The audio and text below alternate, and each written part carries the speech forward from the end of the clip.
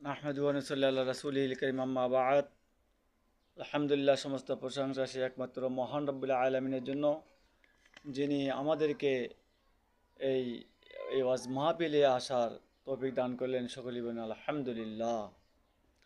মহান রব্বুল আলামিন বলেন, ওয়ামান লাম ইয়াহকুমু বিমা আনজালাল্লাহু ফাউলাইকা হুমুল কাফিরুন।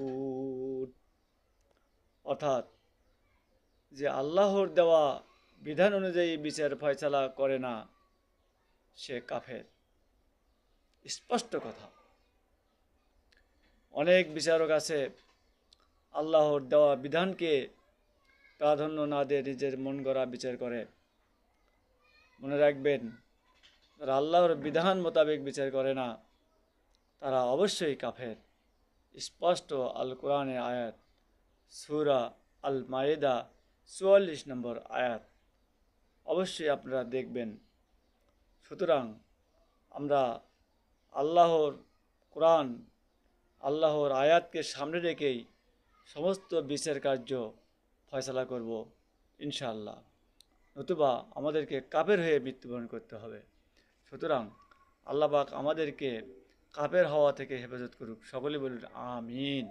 ওয়া আখিরি দাওয়ানা আলহামদুলিল্লাহি রাব্বিল আলামিন। সম্মানিত দর্শকবৃন্দু, আমি একজন ইসলামী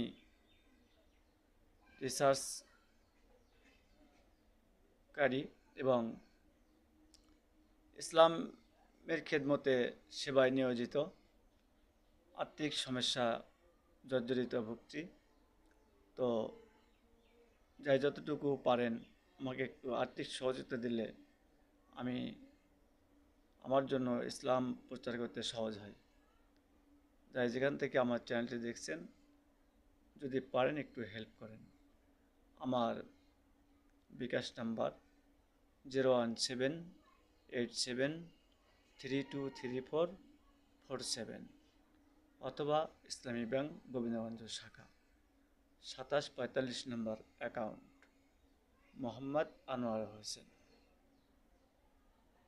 সকলেই ভালো থাকুন, সুস্থ থাকুন। আল্লাহ হাফেজ।